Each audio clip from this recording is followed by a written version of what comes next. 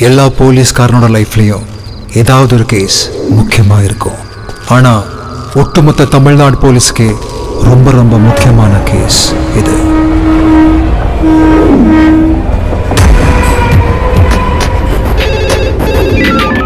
F3 police station sir. Nungambakkam railway ஸ்டேஷன்ல ஒரு பொண்ணை வெட்டிட்டாங்க சார். சார், அது எங்க கண்ட்ரோல் இல்லை சார், ரயில்வே போலீஸோட கண்ட்ரோல்.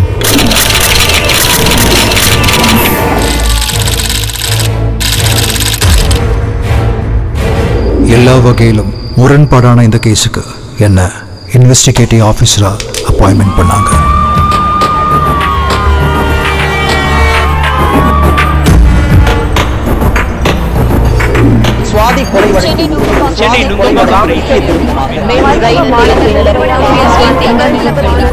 இருந்தாலும் ஜாதி, மதம், மீடியாவோட அகோர பசின்னு இந்த கேஸ்ல பலவிதமான அழுத்தங்கள் இருந்தது.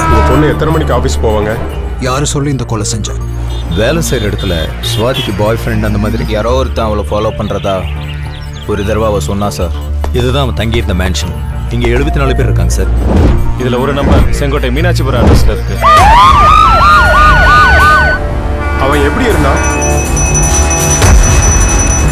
இந்த உண்மையெல்லாம் சொன்னா போலீஸ் எம்எல்ஏ புட்ட கேஸ் போட்டுருன்னு லாயர் சொன்னார் சார்.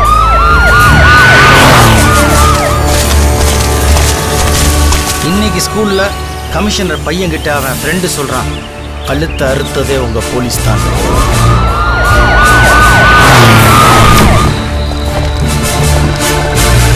சார், அவனை பிடிச்சிட்டேன் சார்.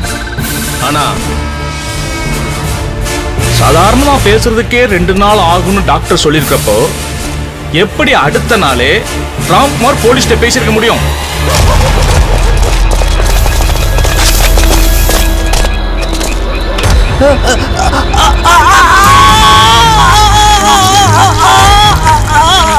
இந்த கேஸை எப்படியாவது முடிச்சிடுங்க.